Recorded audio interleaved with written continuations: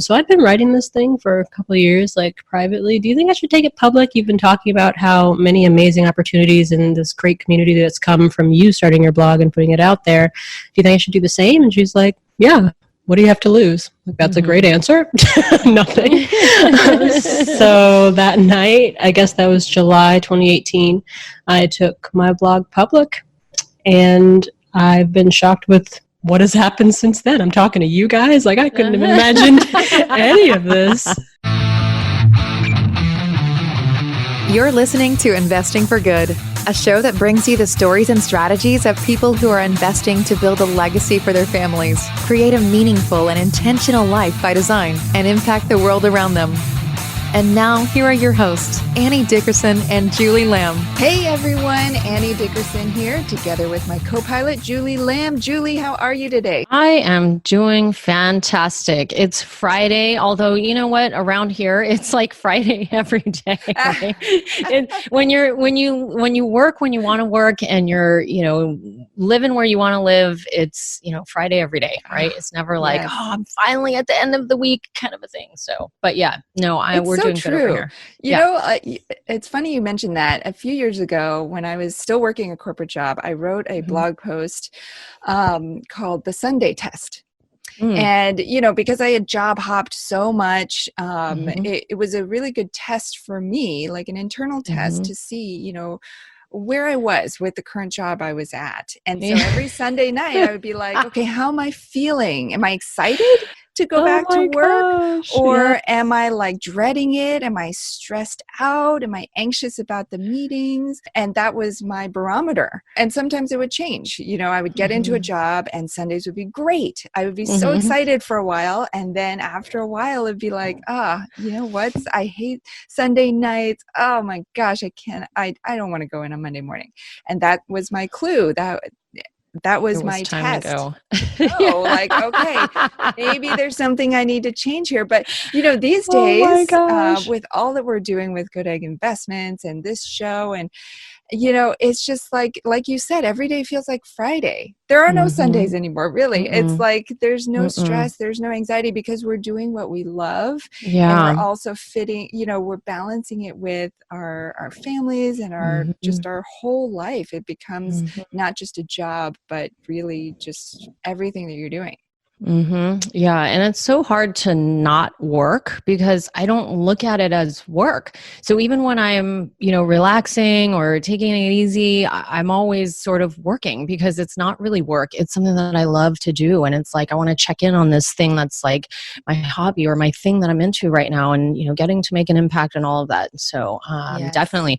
But it's so funny that you bring that up, because our guest today on the show, of Purple Life, or Purple as she goes by, talked about her, job hopping. And I knew when she was talking about that in the back of your mind that you were thinking, oh my goodness, this is my story. And, it was because of that job hopping that she did, that she was able to discover that she wasn't happy, even once she achieved the ultimate in pay, and she had made her list of what her dream job was going to be, and she had gotten there, and she was going to work every day, realizing this, like looking around and like, this is it. And she's not the first guest that we've had on the show that's talked about this, that they've, worked really hard to, like you had mentioned in the show, to get sometimes years to get to where they thought was a place that, was going to offer them everything, right? Like the gold pot at the end of the rainbow. And you get there and it's like, wait a minute, why am I still not happy? Right. And so she talked about that and so much more. You're so right. When she talked about job hopping, I'm like, somebody after my own heart. 'Cause it is. It doesn't, it takes some people think job hopping is like, oh, you can't commit to anything. But it takes a lot of courage, I think, to job hop and to, not be complacent for a long period of time when you're unhappy, and to know when you're unhappy and when you need to make the move. I think it takes a lot of awareness. Absolutely. So I've learned a ton through that journey. And it sounds like Purple has learned a ton through that journey as well. She's got such an inspiring story. And we were It was so great because we got to celebrate with her this huge milestone that she's just accomplished 5 years into her financial independence journey. It was just such a great conversation. So many good nuggets. Was there something else you wanted to add before we I just wanted to say that, like, you know, we talked about travel hacking. We talked about how she's going to, her approach to traveling with her mom, which was so funny, which I love, and something that I'm going to start to do. We talked about budgeting. We talked about, you know, books that she read and resources that she used. It was just jam-packed with so much goodness. And oh my gosh, and the part where she compares stocks to a glass of beer. Oh yes, that was so funny. Yeah, which I'm not a stock person at all. So to have somebody, you know, explain it like that was amazing. And stick to the very end, because the last question that we asked her around how are her investments making the world a better place, it was probably the best answer we have ever gotten on the show, and gave me the chills. And just to even think about at such a young age to have a goal like that was very, very inspiring. So here it is, our conversation with Purple, creator of apurplelife.com. A Purple Life, welcome to the show. How are you? I'm wonderful. How are y'all doing? We are doing great. Now, Purple, just about a week before we're recording this, you hit a huge milestone, which is that you hit your financial independence, or your FIRE number, at just 30 years old, which is incredible. Now, take us back to the beginning and tell us how and why you decided to embark on this journey, and how you were able to hit your FIRE number in such a short amount of time. Well, it actually did not start out as a success story. It never does. But I am an example of a partner that has turned around on the idea of FIRE. So it was about 7 years ago where my boyfriend at the time, he introduced me to the idea. He'd actually discovered it through Reddit, of all things. He was on a personal finance subreddit, and then it led him to the subreddit Financial Independence. And so he was telling me all about this, like, hey, if we start investing more now, we can retire really early and all this stuff. And I was like, wait, why would I want to do that? What are you talking about? And the background for me, I was coming at this from the angle of my mom actually retired at 55 about 6 years ago. Mm-hmm. And so before that, my grandparents retired at 50 from the military. And so I always had in the back of my mind, like, I don't need to think about this stuff now. Even if I start a little later and I figure it out, I can still retire at 55. That's early. That's early enough. Like, why do I need to change what I'm doing now? I'm in my 20s living in Manhattan. Like, let's go wild. So he's telling me all this stuff, and I'm like, leave me alone. Why are you saying this? I just want to hang out and have a great time. And I, at the time, had thought, I was working in ad agencies, and I had thought, well, I'm not really that happy right now with my job, but everyone keeps telling me there's a dream job out there for everyone, and that's like a job that you're happy to get up in the morning to go do, and it's going to be great, and I just need to find that job, and then it'll be fine, and I'll keep on to work until I'm 55 or whatever it is.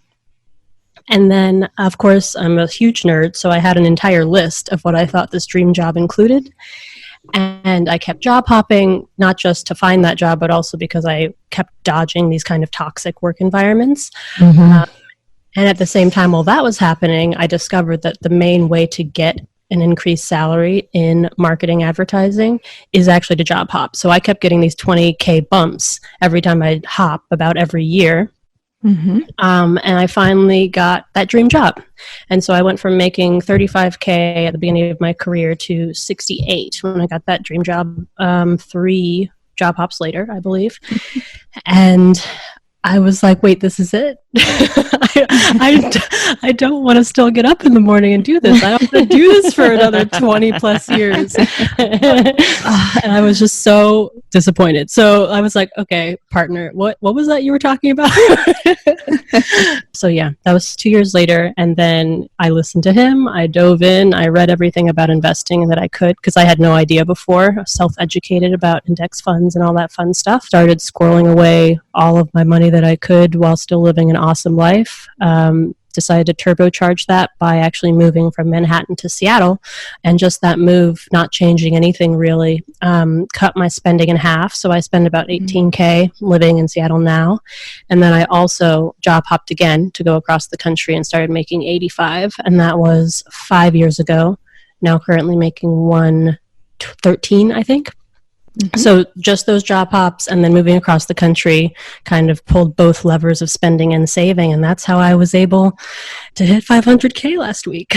Wow, that's amazing. I mean, it's so refreshing to hear somebody else talking about job hopping, because your 20s sound like my 20s. in the 10 years after college, I had 9 jobs. But, each job teaches you something new, and you get to know different work cultures, and you get to go through the onboarding process a lot. So you get really good at that. You get to know different processes, and you get to negotiate over and over. Like people who work in one job for 10 years, they don't get that opportunity to negotiate their salary all over again and sort of reinvent themselves all over again. So I love that part of your journey. At the point when you had gotten your dream job, you're making 68K, and you're like, oh my gosh, I've made it. I've burst onto the scene. This is what I've always wanted. What was it? Was it like because you had reached your goal and you were like, oh, this is it? Like there's no more? What was the gap between what you thought it would be and what it actually was? So the job really was perfect. Basically, like I mentioned, I was working in ad agencies, and this new job, instead of I'm usually working client service role.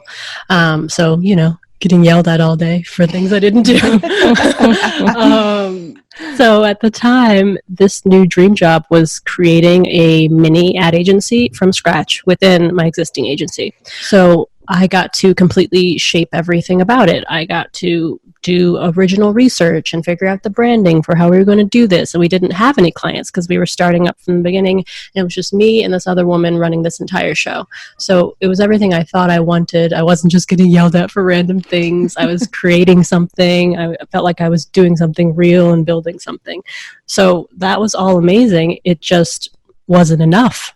So it was everything I thought it would be. But I also thought that getting a job that ticks all my boxes would make me happy to get up on Monday morning and fight my way through the New York subway to get there and be happy to work until midnight and arrive home exhausted and, be answering emails on Saturday when I'm supposed to be spending time with my partner, but it wasn't enough. How fortunate that you were able to discover that at such a young age. I feel like a lot of people, they have that goal to get this dream job or this dream house or whatever it is, and they think that that's going to make them happy, and they don't get there for years and years, maybe even decades. But how fortunate that you were able to get there so early in life and to really be at that summit and see, wait a second, this isn't all that it's cracked up to be. So that's really cool. So tell us what happened next. So you discovered that it wasn't all that it was cracked up to be. And then you mentioned you dove in head first. You learned a ton. So tell us about that journey. What did you do? What books did you read? Does anything stand out from that journey? So I read every book and blog I could get my hands on. The New York Public Library was like, why are you still here? So I started by reading, I think it's the usual kind, Mr. Money Mustache, Mad Fientist, J.L. Collins, and H.com. This is before he came out with the book Simple Path to Wealth, and all the information was on his site. So his stock series really opened my eyes, because I had always assumed that finance and investing in particular was just too complicated for me to figure out. But he explains everything in really down-to-earth terms. He explains the stock market while talking about it like it's a glass of beer, and I was like, I can get behind this. I know what you're talking about. So that really started to click with me. And then also at the same time, I read Your Money or Your Life by Vicki Robin, and that completely opened my eyes to the psychological, emotional aspect of money, because I had never thought of every dollar I'm spending as literally the life force that I gave for that dollar. And once I did that, I was like, okay, maybe it wouldn't ruin my life to reassess this $100 a month AT&T bill I have. Maybe there's an easier way to do this. So it was kind of coming from both angles, both teaching myself or learning about investing, and then also trying to understand like the power of money. I love that. I have a question. So I noticed on your blog that, well, first of all, before I talk about that, one of the things that you mentioned earlier that I love is that you talked about your income going up and you're, maintaining your expenses or keeping them low, right? And what that does is it allows you to really increase the amount that you're able to save. And that, for years, that's what my husband and I did, like years, because that was all I knew how to do. I didn't know I didn't know what came after that. And I feel like, for me, investing became the piece that allowed me to find some financial independence. And it's also in our business how we, look at a lot of things. It's always about, how do we increase income, and decrease expenses. I'm really curious because I saw that on your blog, you said in 2019 that you spent $18,000 for an entire year. Is that right? That's correct. Okay. So did some quick math, and that breaks down to $1,500 a month. So I am curious, are you like living the top ramen life or? The top ramen's delicious, but besides that, no. But I'm really not, surprisingly. So when I was living in New York, I was spending about $35K. Okay. But just making that move to Seattle, between the difference in rent and just like general cost of living, it's about half out here, even though we have the same salaries. And then also the difference in taxes. That's basically the only thing. So I didn't actually change my lifestyle. I love eating. I eat keto, so that's usually a lot of meat and expensive things. I love going to lake houses and traveling and doing all this fun stuff. So yeah, I don't live that top ramen life, though it is yummy. Okay. So now I want to ask then, because I am so intrigued by this when I hear other people talking about this, and people get intrigued when I talk about this as well, when I'm able to do certain things or live a certain way. And I'm like, yeah, I just spent whatever, X dollars, right? And they're like, what? How did you do that? So tell me how you are able to, because I think you talk a little bit about this on your blog too, how you're able to keep your expenses, like live that kind of a lifestyle, but keep your expenses so low. Like, what is the secret behind that? No secrets, but a few caveats. So I make a few choices in my life that are just preferences for myself that also just happen to lend to lower expenses. So for example, I don't personally want to own a house, and I don't own a car, and I don't want to. I'm not having kids. And those three things kind of have a lot of impact on my expenses. So yeah, we were renting a one-bedroom apartment in Seattle downtown so we could walk to Pike Place when it was open, and the Space Needle and all this fun stuff. We intentionally got that place so that we could both walk to work. So don't even need to take a bus, even though we could. And the car thing, I grew up in Atlanta, so I'm done with traffic and sitting there and cars, and I can't do it anymore. So those choices just kind of made my overall large expenses relatively low, and so the rest I can just do whatever I want with. Like I mentioned that lake house, someone invited me to one last July, and I didn't even think about it. I didn't even check my budget. I was just like, I want to do that. Let's go. So just having those like large expenses, I'm pretty sure just rent and my monthly bills are like 60% of my budget every month. So just having that like locked in at relatively low amounts, the rest doesn't matter as much. So I can just have fun. Right. Yeah. I feel like that's such a good point is, just remembering or sitting down, I guess, and taking the time to really ask yourself what is priority, what must you absolutely have, and what is really important to you. And you set aside a budget for that. And then everything else, it allows you kind of like that flexibility, like you're saying, with two of like the biggest expenses, to be able to, then take that money and live your life and do the things that you want to do and do the things that are enjoyable for you. And I think a lot of people people get caught up in this idea of, well, I'm now making $113,000, so now I'm going to go spend it all. And it's almost like becomes like a hunt for spending, right? Like, what can I spend this on? Okay, I made it, right? I have my dream job. I have $113,000 a year coming in. I made it.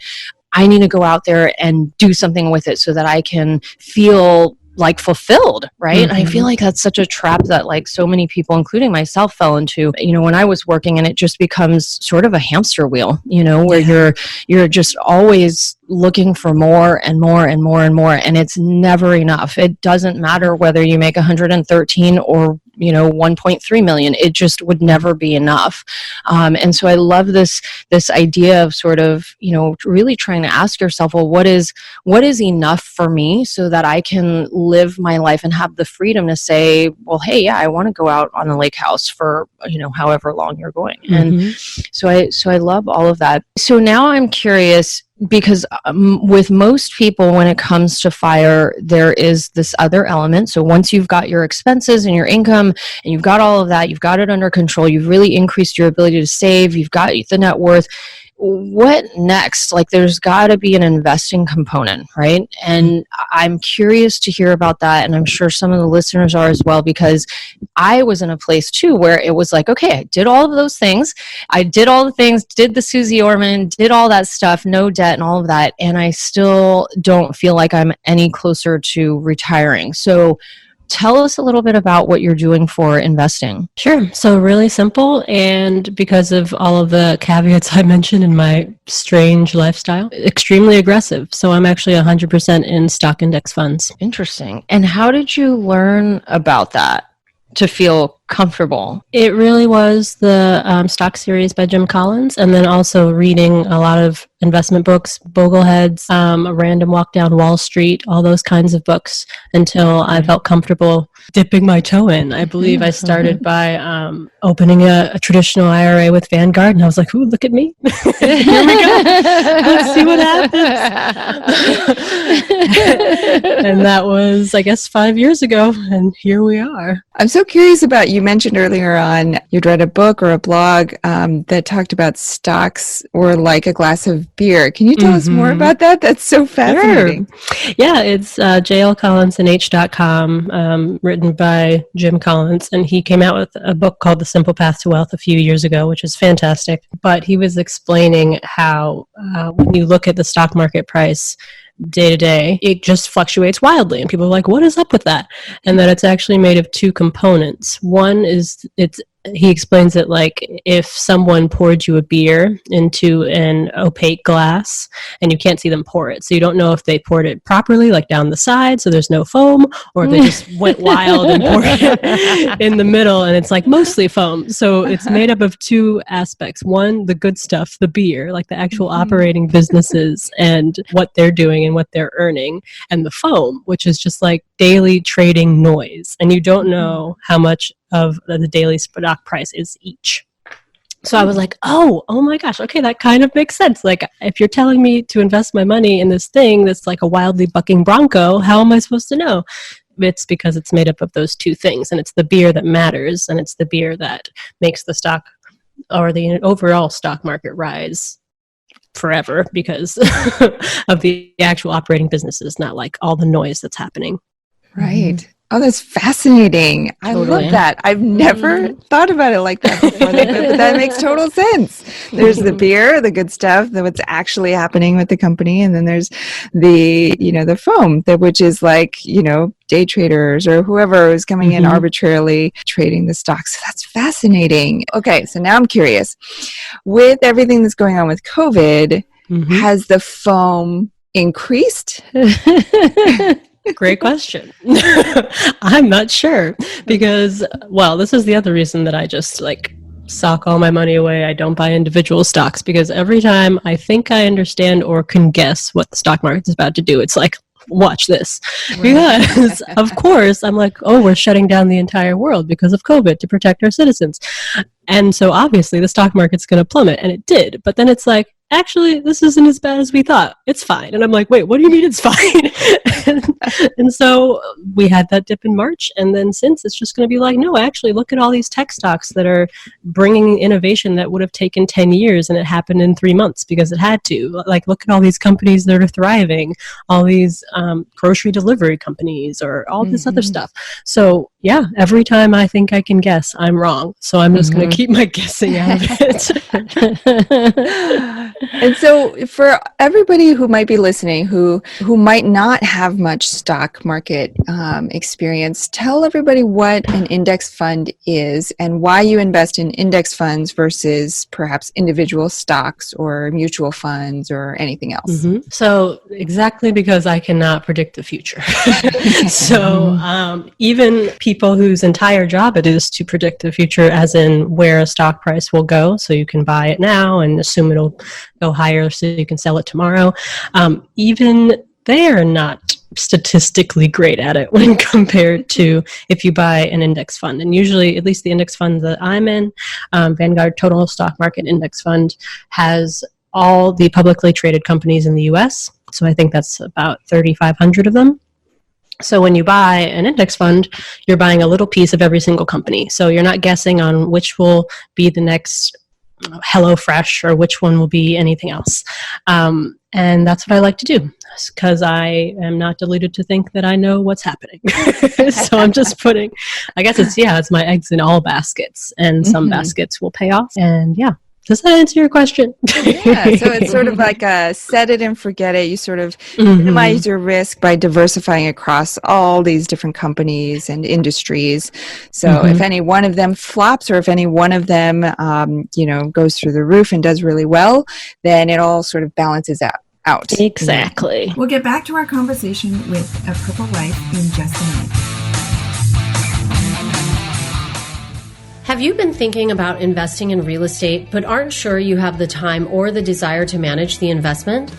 Perhaps you're afraid, like we were, that you'll make the mistake of choosing the wrong market or the wrong team and lose your entire investment. Well, that's exactly why we created the Goodegg Investor Club. We do the work of identifying solid real estate investment opportunities in the best markets around the country and then partner with you to acquire these investments, and then we'll all share in the returns.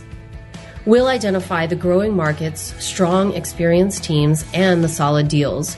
We do all the heavy lifting of managing the tenants and the renovations, and as a passive partner, you get to enjoy all the benefits of investing in real estate, monthly cash flow, long-term appreciation, and the ongoing tax benefits. When we first discovered passive investing through real estate syndications, we realized it fit perfectly into our busy lives. We could put our money to work for our families, work less, and get more time back in our days so that we could focus on what matters most and discover our true passion and purpose in life. We've now helped hundreds of people invest passively in real estate syndications and are seeing the positive impact it's had on their lives. We invite you to partner with us by joining the Goodegg Investor Club today so you can start putting your money to work for you and get more time back in your day, because we know that when people have more time in their days, they can do the true work they were intended to do, and the world will be a better place. To sign up for the Goodegg Investor Club, go to goodegginvestments.com/invest and we'll take it from there. That's goodegginvestments.com/invest. And now, back to our chat with A Purple Life. And so I'm curious, now that you've hit your FIRE number, I know it hasn't been that long, but has your life changed in any way? Do you anticipate your life changing in any way? Well, I'm quitting my job in 2 months. Congratulations. Thank you. Oh my goodness. Wow. What are you going to do? I'm going to lay face down for a while. Oh my God. No, I was I actually planned this entire retirement victory lap with my mom, but obviously that's been postponed. But that's okay. That's okay. So instead, we're actually moving. I'm coming to you live from my apartment floor because it's our last day in this apartment in Seattle. Oh my goodness. Yeah. So after I quit in 2 months, until then, we're living in a few Airbnbs in different neighborhoods around Seattle. But then we're moving to the East Coast to be near our family until international travel commences again. Yeah. Wow. I wish I could do that. Yeah. I wish I could just be like, yeah, we're going to move out of this place and live in a few Airbnbs. I still haven't written it off entirely, but when you have three young kids, it complicates things a little bit. But yeah, so when you go out to travel the world again, I'm wondering, how do you plan a trip like this? Because I was also planning a trip like this next year, and then obviously with everything happening, I don't know if that'll happen, but I don't even know where to start, and obviously with my situation, I have 3 young kids, so there's a different layer of complexity to trying, in terms of like trying to understand, how I'm going to take them from place to place and keep them educated and all, hospitals, doctors, insurance, and all these things. But what are sort of like the first steps that when you think about planning a trip like that, like I'm assuming, and I don't know, correct me if I'm wrong, but is it like a trip, like a year? Do you plan a year? Or is it just open-ended? Like I'm just going to go and see where the wind takes me? Or how do you even start planning a trip like that? Well, I am probably a very bad example because this trip was based on my mom wanting to go in the Etihad first class apartments. And so she literally reverse engineered it, said, "Where does this plane fly?" And that's how we decided where we were going. So yeah, I don't know if I mentioned, but I'm really into travel hacking because I do like luxury flights, and my she's a fancy lady. So when I was trying to decide how to both still go on these vacations with her and not completely blow my budget, I got into travel hacking. So that's how we're able to do that. And so she said, "Oh, well, these Etihad apartments fly to these places. Where do you want to go?" I was like, "Oh, one of them's Australia. I really want to see the Great Barrier Reef. Let's go." That's how we did that. And then we were like, "Oh, we're already over there. We should go to New Zealand as well. And oh, it's really close to Singapore." So then it just spiraled from there. And then suddenly we were going to be traveling for like 3 months. So I don't think I'm a great example, but that's how we did it. Okay. You know what? That sounds exactly like how we travel too. My husband is big into travel hacking as well. So we've got, my wallet is full of like 10 different credit cards because he's like, "Well, use this credit card for these purchases and this credit card for these purchases." I can never get it straight. And then he's always changing them up. And then he's got the points guy, Nomadic Matt, and he follows them all. But yeah, that's such a fun way to choose where you're going to travel, because it sort of is. You go where the wind takes you. You go where the points take you, or where the planes take you. But I have that too. I have like a vision board and a picture of, I think it's from Emirates. Sort of like one of those little apartments on a plane. Yes. And I'm like, yes, I'm going to be on one of those if they don't go out of business. We'll see. Highly recommend. I did that was my first class international experience, Emirates. Highly recommend. Yeah. I actually paid for that one, $7,000. Oh boy. That was pre-budget. Yeah. Those were the good days. No, actually, I was so upset because like 6 months later, I learned about travel hacking and that I could have travel hacked that instead of spending. Okay, so I have my budget. I need to ask, what is travel hacking? Because I don't even know when you're referring to that. I'm sure some of the people who are listening as well don't know what that means. What does that mean? Sure. I didn't know that this is mainly an American thing, but apparently it is. So credit cards like to give sign-up bonuses, and they're usually in the form of airline miles. So if you time it right, or if you use the right credit cards, then you can plan to use those points either for some quick domestic flights, or the way I look to use it, I save up a ton of them, and then I completely splurge on a 15-hour first class flight where I'm just sipping champagne and eating caviar for all that time. So that's travel hacking.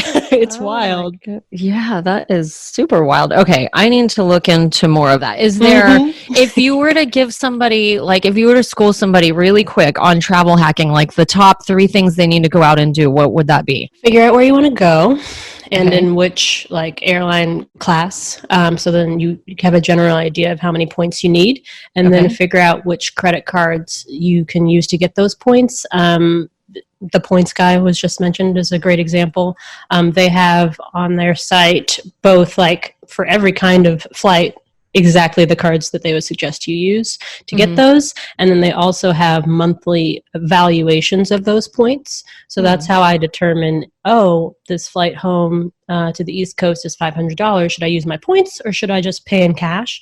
So they say, this month Chase Ultimate Rewards are worth 2 cents per point. And so I was like, this is a good deal. Is it better than that or worse? And so I can make that decision. So it's a little too complicated, but basically just decide where you want to go and what cards you need and how to hit. There's usually a spending limit, like a spending minimum you have to hit within a certain amount of time. So plan for that and then do what you got to do. Interesting. Okay. And if you were to recommend one particular credit card that you think is like the one, which one would that be? I really can't, just because they're all different and all depending on which airline you want to fly. For me personally, the only credit card that I actually have kept over the years and pay the annual fee for is the Chase Sapphire Preferred. Okay. But that's one because Chase Ultimate Rewards are pretty flexible. I think they have like 10 airline partners. And then also because they usually have really high valuation for those points. And I use the card as travel insurance, which is absolutely amazing. Yeah. And I've had to use every single year because I have horrible flight luck. Oh, no. And it really helps me knowing like, okay, if I have to get a last minute hotel tonight and whatever else, it'll be covered by Chase. It's fine. So that helps me like emotionally. Okay, cool. I do have that Chase Sapphire card. And I might be travel hacking and I don't even know. It sounds like you are. Because I do have that card and we did use a lot of the points to pay for our trip last summer to Hawaii. But I think part of it is I have 5 people in my family. And so it's like that exponentially makes everything like you need 5 times more the points. So, but anyway, cool. I'll have to look into that. One thing I did notice also on your app or on your website that I was curious about was this budget app called, I don't know if you pronounce it YNAB or YNAB. Can you YNAB, tell us a little bit about that? Because I think that, for people who may just be starting out and who are like, okay, I don't have any money to invest, right? Like I hear that so often. And I think, if people can really get a hold of their budgets and stick to it, which it sounds like you were able to do with this. And I love the example that you gave of sort of swapping one expense out for another and sort of knowing that, okay, if I'm going to do this tonight, then I have to lose out a little bit on this other expense. But tell us how you use that and how it, sort of helped you get to your goals, because I may need to, use this app myself to encourage budgeting, right? I have a budget, but I never stick to it. It's like, this comes up or that comes up. So tell us a little bit about that real quick. Sure. So yeah, it's pronounced YNAB and it's youneedabudget.com. I've been using it for over 5 years now. And I think you should definitely check it out for a couple of reasons. One, because they have a pretty lengthy free trial. So I think it's like a little over 30 days, 34 days or something. Okay. But also it's kind of almost an anti-budget, which works for me because I've never said, okay, Purple, you can only like spend X amount on groceries this month. That's not how I do it. Like I estimate what I'm going to spend for the year based on previous year's averages. So it's like based on reality instead of me just declaring something. Okay. And YNAB helps you do that because it's not rigid at all. It doesn't yell at you like I used to use mint.com. It would be like, you're over budget. And I was like, okay, well, now what? Like, now I need to eat more because I'm upset. So that didn't help me. So YNAB is great because they have a couple of rules they go by. One of them is give every dollar a job, which is kind of like the envelope system. Like you decide at the beginning of the month, okay, I just got paid, so I'm going to put this amount in groceries, this amount in eating out, whatever. But then another rule of theirs is rolling with the punches. So within the budget, you can change everything around whenever you want. So I just spent too much on groceries. Instead of getting yelled at, it just has, hey, okay, where do you want to take this overage from? And I'm like, thank you for asking. I'm going to take it out of my wine budget for this month or whatever, because it looks like I'm not even buying any. So it's not about like yelling at me for doing a bad thing. It's just saying like, okay, well, you need to take it from somewhere else. It's about choices. It's not about discipline, basically. I love that. I love that. I love what you said. Give every dollar a job. That is so meaningful for me when I started on my journey to financial independence. And, really it goes back to Rich Dad, Poor Dad, really understanding that, your money is a tool that you can use to work for you to produce more money and more freedom in your life. And so I love that. And I like that. I'm going to have to check out that app. I use Mint. That's the one I typically use, which is, and exactly like what you described is how I feel, which is why it never works. Yeah. You gotta have a solution, not just an oh no.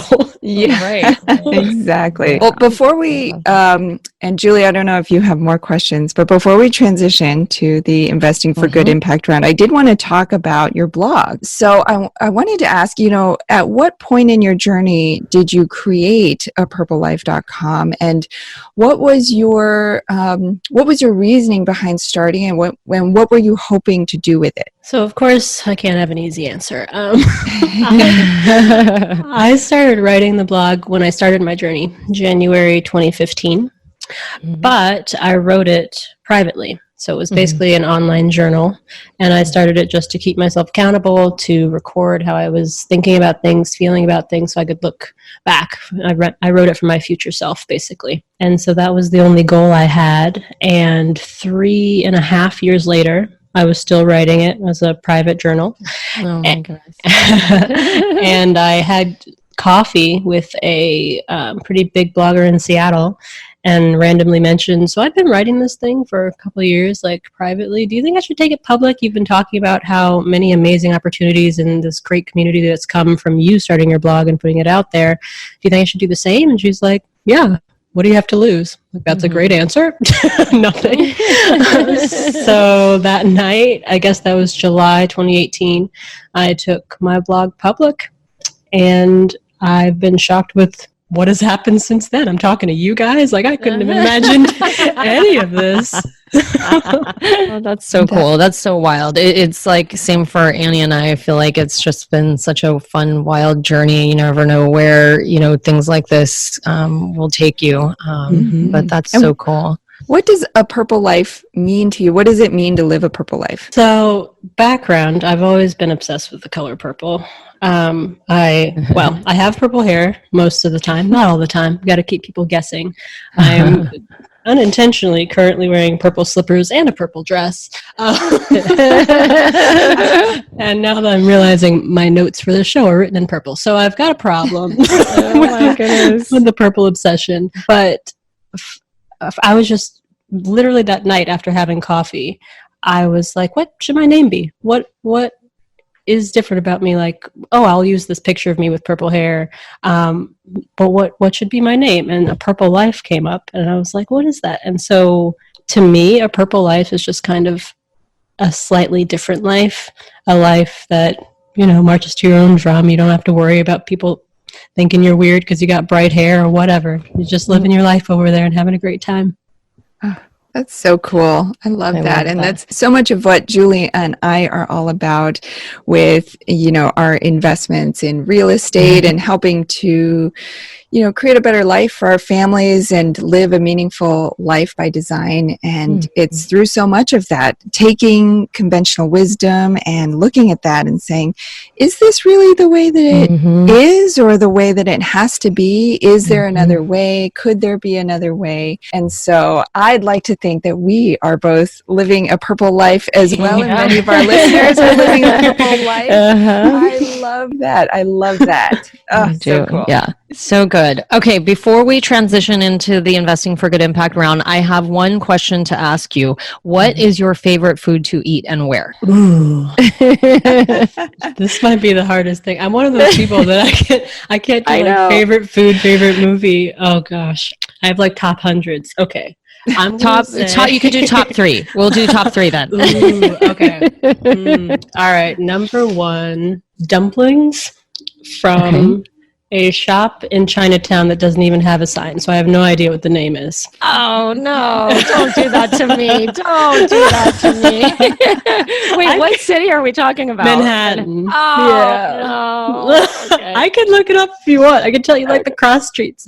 Cross streets. Okay. Yeah. I'll look it up after this. But I think that's one. And then there is a Tex-Mex restaurant in Seattle that has the best fajitas I've ever had. And I'm so confused because I'm like, what are you doing in Seattle? But it's so good.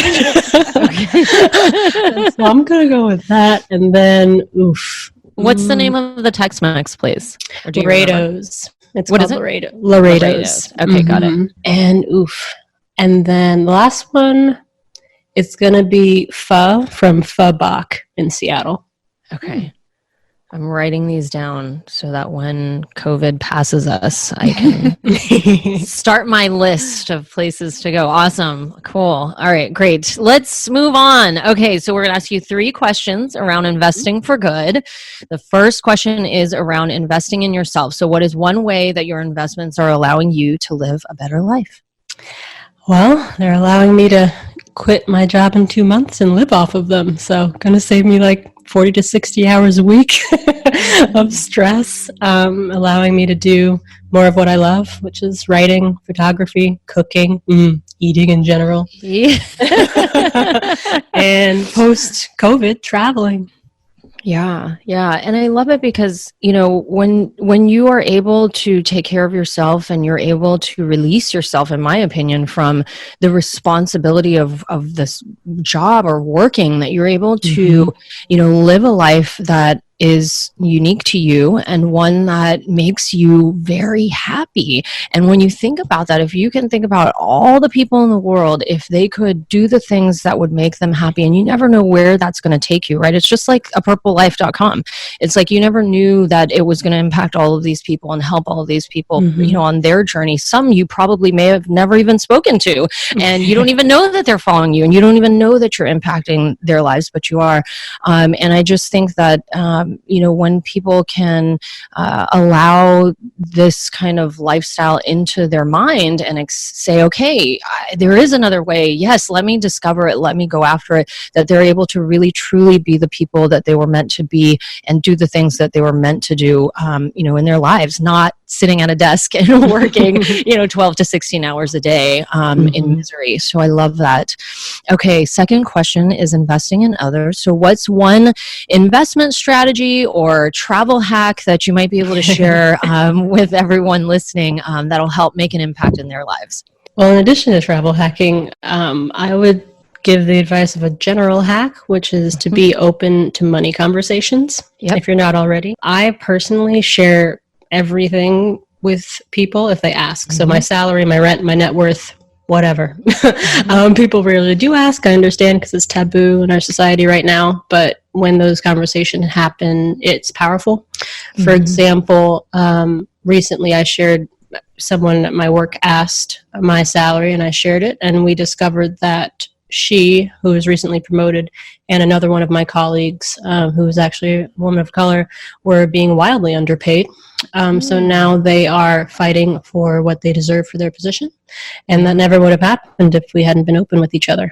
I love that because I've always been open about talking about money and finances, and it's been something that has always sort of followed me around. And, over the years, it's something that I was always met with sort of this almost like a turned off response from people. And I never really knew why. And I don't know if I even know why now. And even, when I post something on Facebook that's related to something around money, I almost feel with certain people, not with everyone, because most of the people on Facebook are real estate folks, and so they get it. But there's almost like this feeling of taboo, like you said, like it's something we shouldn't be talking about, particularly as women.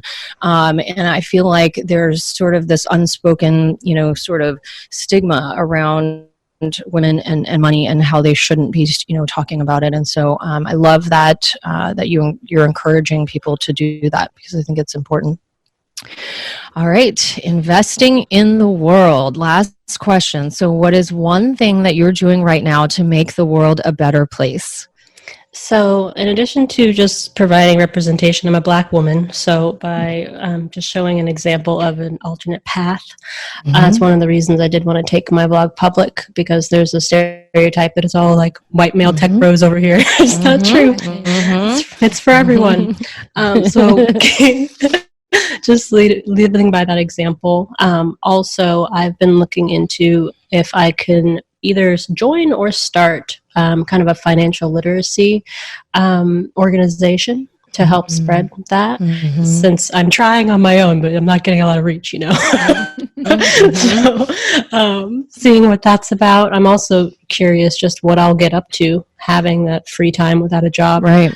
So that's undetermined. And then in the future, my current plan actually is to donate all of my money when I die. And right now that's looking like it's going to be possibly 14 million inflation-adjusted dollars. So in deciding what kind of good that can do in the world.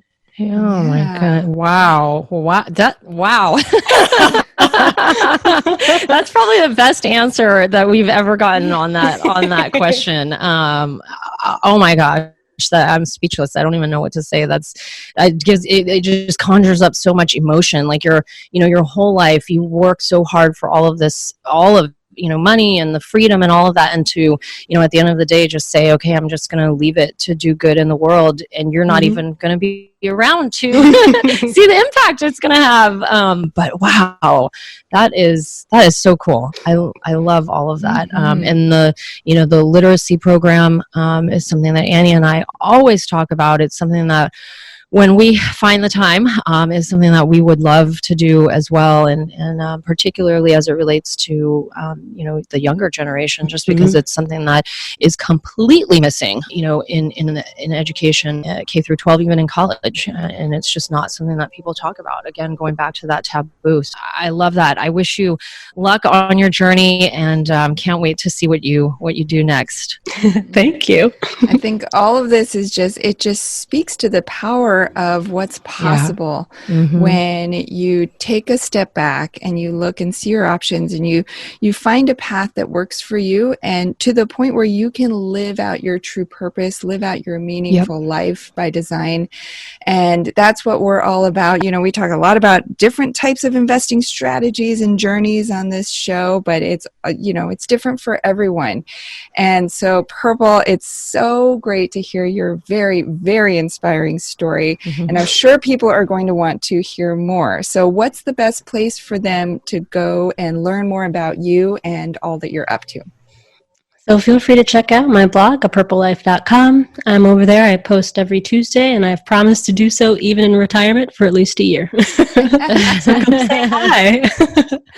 Perfect. Well, Purple, thank you so much for sharing your journey and your wisdom with us today. Purple, creator of apurplelife.com. You've been listening to Investing for Good, the #1 podcast for people like you who are investing to build a legacy for their families, create a meaningful and intentional life by design, and impact the world around them. For more resources, check out goodegginvestments.com/podcast, and be sure to join the Investing for Good Facebook community. And don't forget to subscribe and give us a 5-star review so we can continue to bring you amazing new conversations every week. Until next time, keep investing for good.